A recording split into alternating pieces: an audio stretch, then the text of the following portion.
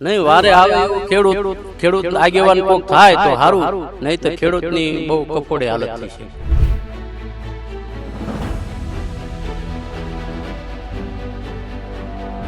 40-50 વર્ષથી મને સાંભળે છે અમારે કોઈ પાણીની સુવિધા નથી.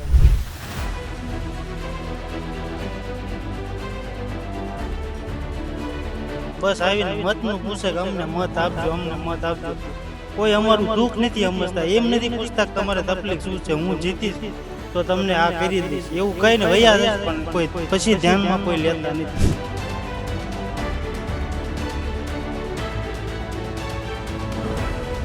ચૂંટણી આવે એટલે વોટ લઈને વ્યા જાય છે, પછી કોઈ ડોકાતું નહીં.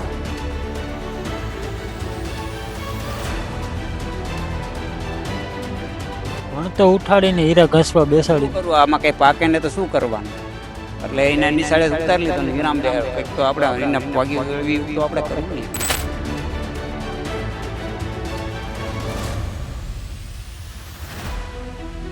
પણ બાકી પાણીની સમસ્યા ખેડૂને રહે ને એ હાવ ઓલી છે કે 3 ગામ વસાડે ઠામકું પાણી નું આવ્યું એમ.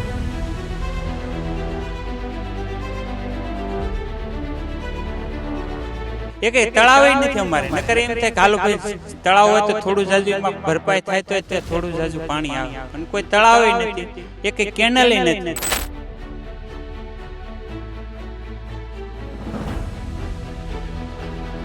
હા, બધા કે છે આ વારંવાર બધા નેતા લોકો પણ કહે છે રજૂઆત કરી છે થઈ જશે, પણ હજી સુધી કોઈ અમલમાં આવ્યું નથી. ચૂંટણી બાબતે તો અમારું કામ એવું છે ને કે કોઈ પણ આવીને કે મત આપજો તો બધા એમ કે આપી દેશે, વાર્તા પૂરી. કોઈ ચૂંટણી વાળા પાસે કોઈ માંગ કરતું નથી. આ સેજ નહીં, પાણી મારા બોર પાવાનું પાણી નથી, કોકની વાડીએ ક્યાંક કોઈ ને હારી હારી લાવી પાવું પડે.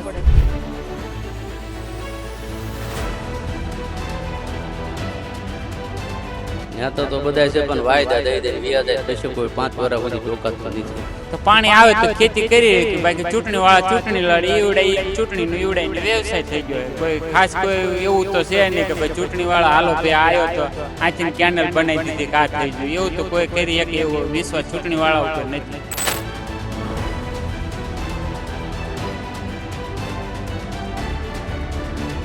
બસ અમારી માંગ એ કે અમારી એક આ પાણીની જે માંગ છે એ પૂરી કરે.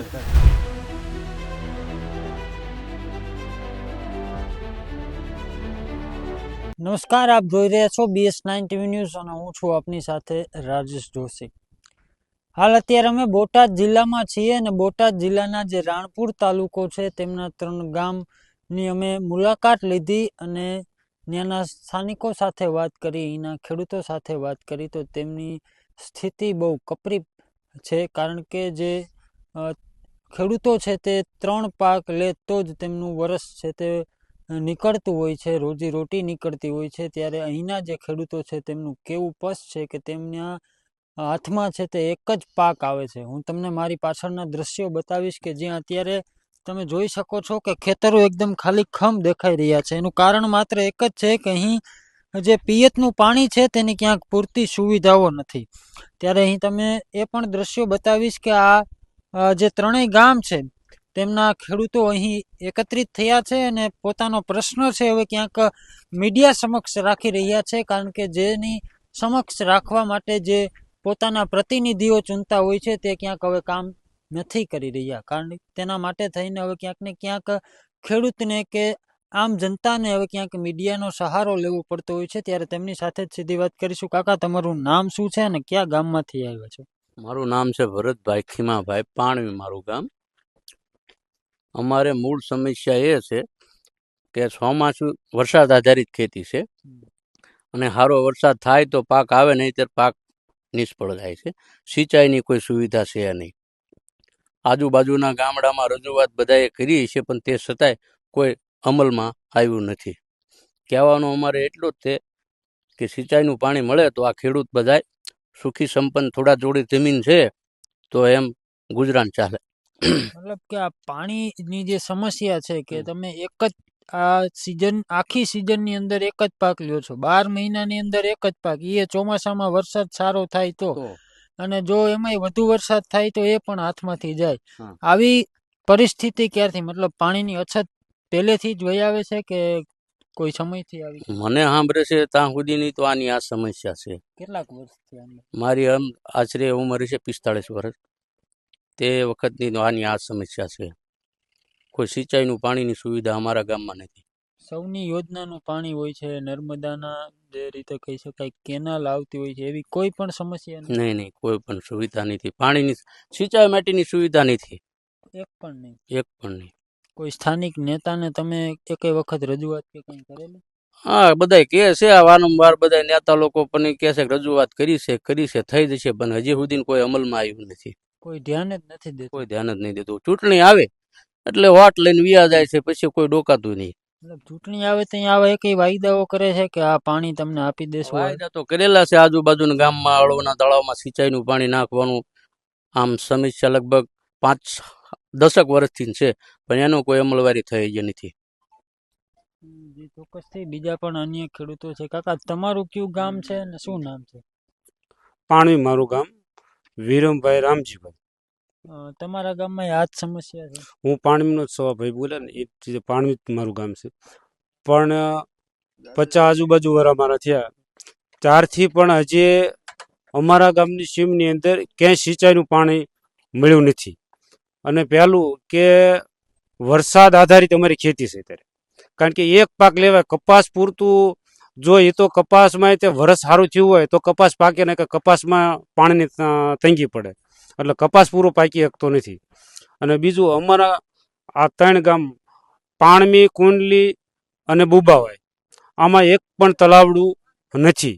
એટલે તળાવની સમસ્યા એવું છે કે કારણ કે તળાવની અંદર પાણી જો ભરાય તો પણ ખેતીની અંદર આપણે દાર કરવી, બોર કરવી તો પાણી આવે, કૂવો ગાળવી.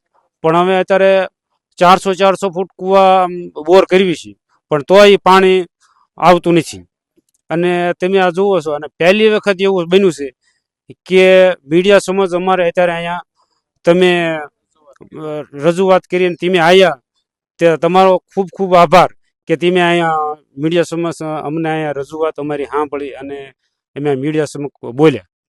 કારણ કે પહેલેથી અમારે 40-50 વર્ષથી મને સાંભળે તેદુનું અમારે કોઈ પાણીની સુવિધા નથી.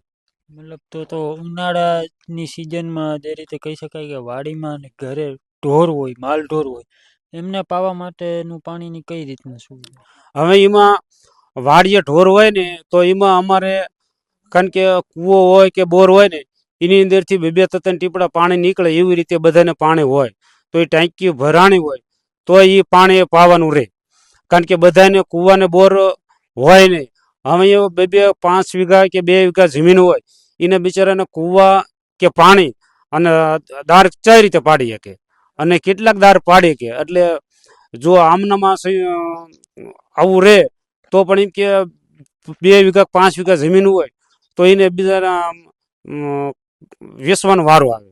કારણ કે પાણી જ નથી આવે, પાણી વિના શું કરવાનું? જી ચોક્કસથી જે રીતે ખેડૂતો વાત કરી રહ્યા છે કે 12 મહિનાની અંદર માત્ર ખાલી ને ખાલી એક જ પાક તે લોકો લઈ રહ્યા છે, ત્યારે બીજા પણ અન્ય ગામના ખેડૂતો છે. ભાઈ, તમારું નામ અને તમારું ગામ કયું છે? મારું ગામ કુંડલી, મારું નામ હિતેશભાઈ ગગજીભાઈ ભડાણિયા. અમારે આ જે પાણીની સમસ્યા રહી ને, એક એવી છે કે અહીંયા વરસાદ આધારિત જ ખેતી થાય છે. બાકી જમીનના તળમાં દાર કરીએ તો 500 ફૂટ લગનમાં કોઈ પાણી આવવાનું કે એવું કાંઈ છે નહીં. ફરતે કોઈ તળાવ કે કોઈ સિંચાઈ કે કોઈ ભૂંગળાની પેટા કેનાલ નથી નીકળી. જોકે ફરતે બીજા ગામમાંથી પાણીની સુવિધા હશે, આ 3 ગામની એવી સમસ્યા છે કે આ કાયમ કોરો વિસ્તાર જ રહેશે. બુબાવાવ ગામ, કુંડલી ગામ અને પાણવી ગામ, આ 3 ગામની સીમ કાયમ કોરી રહેશે. જે સૌની યોજનાનું પાણી જે ખેતર સુધી પુગાડવાના વાયદા જે સરકારે કર્યા હતા, એ અહીંયા સુધી નથી પહોંચ્યું. એ પાણી અહીં સુધી પહોંચ્યું જ નથી. એકેય કેનાલનું પાણી આ 3 ગામમાં એક કોઈ પણ ખેડૂત નથી મળેલું. સૌની યોજનાનું પાણી કે કોઈ એકેય તળાવ નથી અમારે. નકર એમ થાય કે હાલો ભાઈ તળાવ હોય તો થોડું જાજુ એમાં ભરપાઈ થાય તો ત્યાં થોડું જાજુ પાણી આવે, પણ કોઈ તળાવ નથી, એકેય કેનાલ નથી. ભૂંગળા કેનાલો જે નીકળી કે 2-2 માળ એક ઓલાને ભૂંગળામાં પાણી જતું હોય તો એમાં વાલ મૂકીને પાણી ઓલું થાય, પણ આ ઈ કેનાલ નથી આવ્યું. અને વાત કરીએ વ્યવસાયની તો મોટે ભાગે આ ગામડાઓની અંદર ખેતી આધારિત લોકો પોતાનો વ્યવસાય કરતા હોય છે. તો તમારી પાસે માત્ર ને માત્ર 4 મહિના ખેતી આધારિત કમાવાના છે. પછી તો પાણી હોય નહીં એટલે તમે કંઈ ખેતરમાં વાવી શકો નહીં. તો જે બીજા 8 મહિના છે એ કઈ રીતે ગુજરાન એનું ચાલતું હોય? આમાં જેટલી આપણી પાસે જમીન હોય એટલામાં આપણે એક કપાસ પકવીએ કે કોઈ પછી ઘાસચારા માટે એની અમુક જમીન ફાળવી રાખીએ.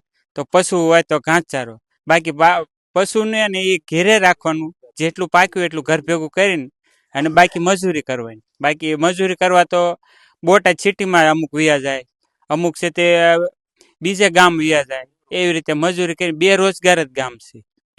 આજુબાજુ એવા કોઈ કારખાના કોઈ કંપનીઓ છે કે જેમાં તમે કામે જઈ શકો? કંપનીમાં તો કોઈ કંપની આટલા ફરતે તો છે નહીં. બોટાદ જાય ને હીરા ઘસવો, એક હીરાનો વ્યવસાય હતો. તે હીરામાં તો 2-3 વર્ષથી તો બહુ મોડું છે, એટલે હીરામાં ક્યાંય છે નહીં. અને હીરામાં જાય તો એમાં ક્યાંય દાડી વગો પગાર આવે. એ બોટાદ જેવી તો એક જણું બોટાદ જતું ને અહીં 4 સભ્યો એમાં ભણે, છોકરાને ભણતરે ઓલું થાય, છોકરાને ફી જ ન ભરી શકીએ. ગામમાં સરકારી શાળા કે એવું કઈ છે? સરકારી નિશાળ ખરી, પણ એ નિશાળે શું છે કે પ્રાથમિક ભણતરમાં હવે સાહેબો પગાર વાળા થઈ ગયા કે એ તો કે 30 દિવસનો મહિનો અમારો પગાર આવી જાય.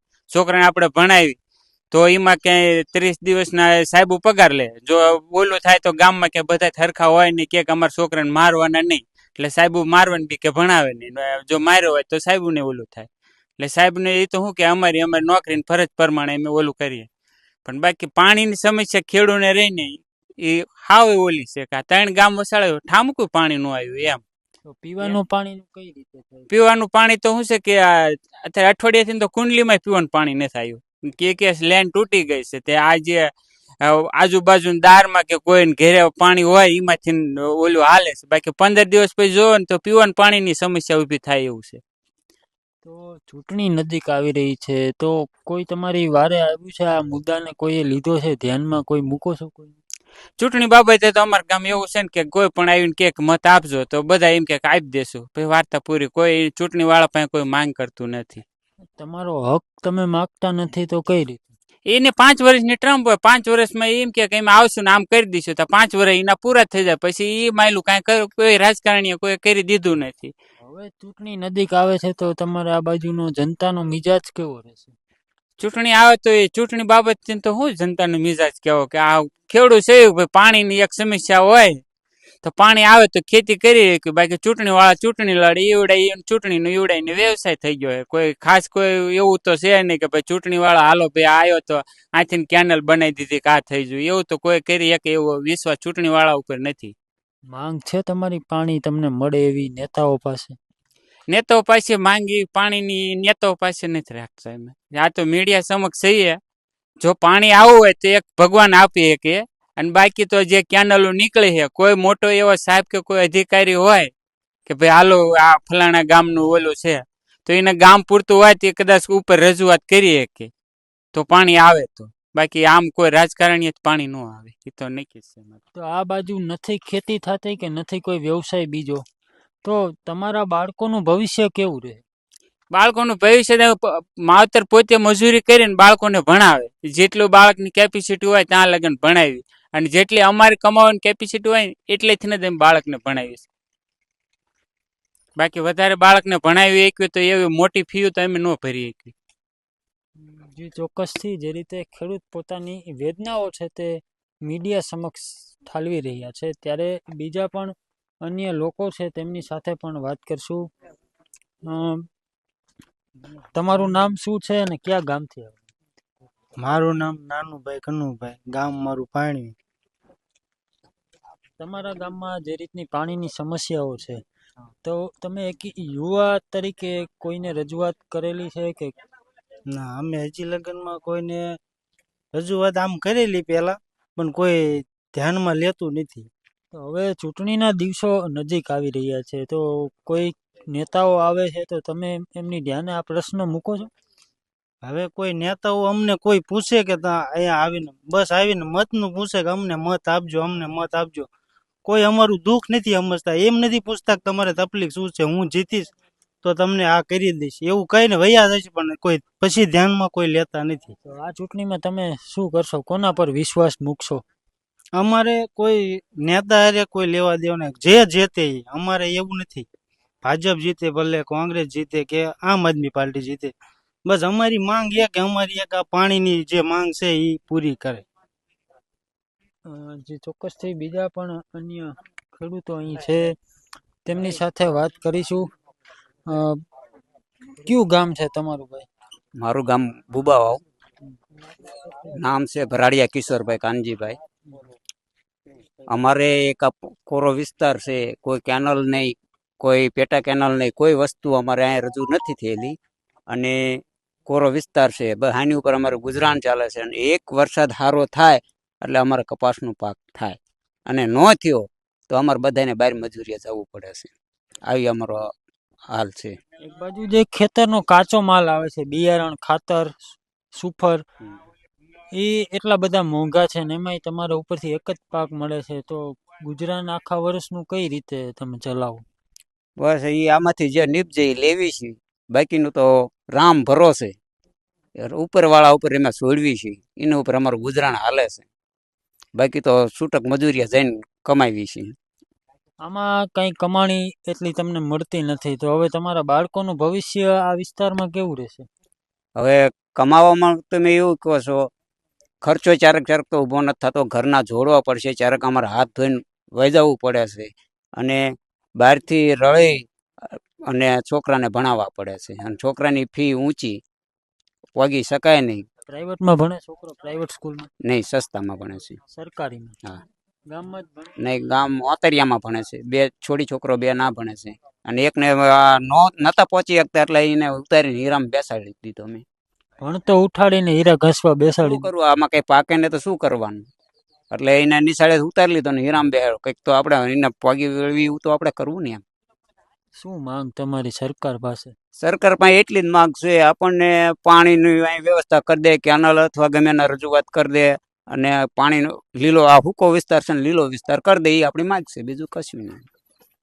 જી, ચોક્કસથી એટલા બે હાલ ખેડૂતો છે, છતાં પણ જે રીતે કહી શકાય કે ખેડૂત એક સંતોષકારક વ્યક્તિ છે. એટલી બધી મુશ્કેલીઓ છે છતાં પણ સરકાર પાસે માત્ર ને માત્ર જે સૂકો વિસ્તાર છે તેને લીલો કરવા માટેની માંગ કરી રહ્યા છે. આગામી ચૂંટણી આવી રહી છે, આને લઈને નેતાઓ કેવી બાહેંધરીઓ આ લોકોને આપે છે અને અહીં સુધી પાણી પહોંચાડે છે કે કેમ, તે પણ મહત્વના સવાલ થઈ રહ્યા છે. ત્યારે જે રીતે ખેડૂતો છે તેમની સાથે જ વાત કરશું ને વધુ વિગત છે તે જાણશું. કાકા, તમારે આ બાજુ કોઈ એવા નેતા છે ખરેખર કે જે ખેડૂતના પ્રશ્નોને ઉપાડે? નેતા તો બધા ગામો ગામ હોય જ છે ને, નથી હોતા અત્યારે. નેતા તો હોય જ છે ને સાહેબ, નેતા તો બધા છે, પણ વાયદા દઈ દઈને વ્યાજ જાય, પછી કોઈ 5 વર્ષ સુધી ડોકાતું નથી. કડદાનું જે આંદોલન થયું હતું એમાં જે મુખ્ય ચહેરો બન્યા હતા રાજુભાઈ કરપડા, એ આજ દિવસ સુધી ઘણા ખેડૂતોના મુદ્દા છે તે તેમને ઉપાડ્યા હતા.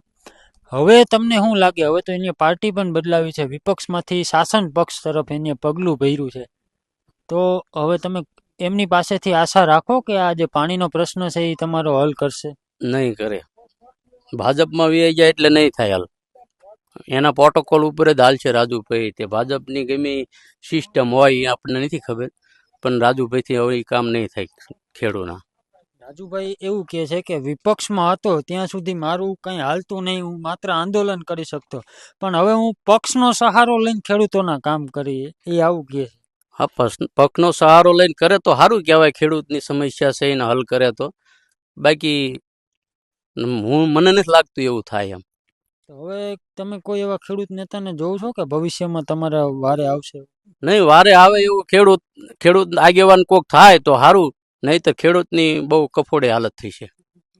અને જે રીતે વાત કરીએ તો રાજુ કરપડાએ પાર્ટી બદલી છે, વિપક્ષમાંથી શાસન પક્ષમાં ગયા છે.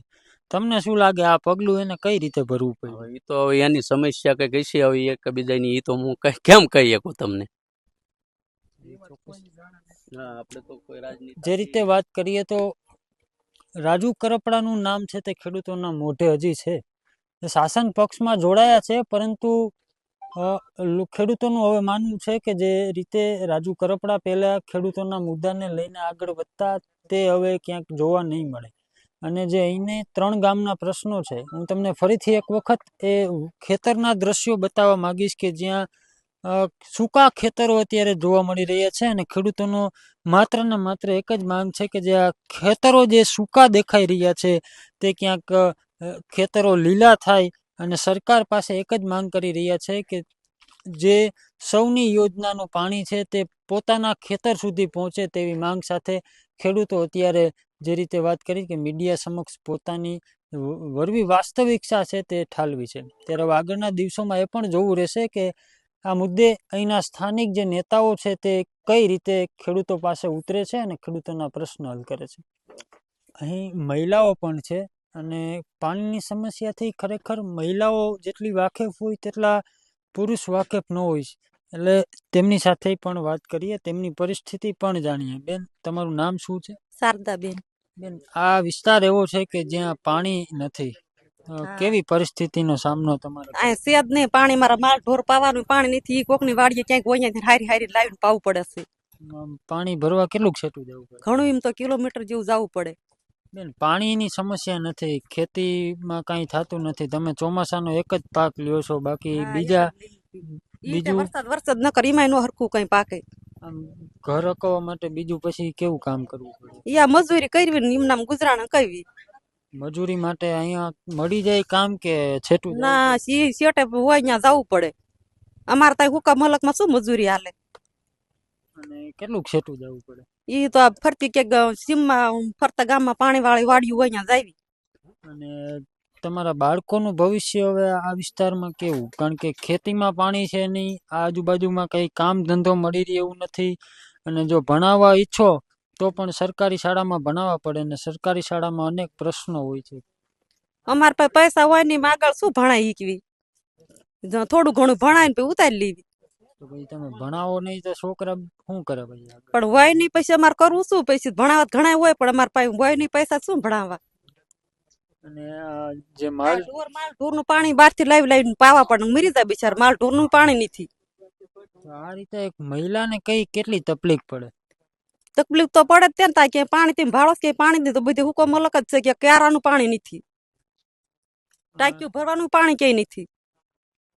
હજી ચોક્કસથી અહીંની મહિલાઓ પણ જે રીતે કહી રહી છે કે પાણી છે તે મહિલાઓને જે માલઢોર હોય છે તેમને પાવા માટે પણ જે રીતે કહી શકાય કે જાજુ બધું હાલી અને આગળ પાણી ભરવા જવું પડે છે એવી પરિસ્થિતિ છે તે આ બોટાદ તાલુકાના રાણપુર વિસ્તારના જે 2 થી 3 ગામડા છે તેમની અંદર જોવા મળી રહી છે.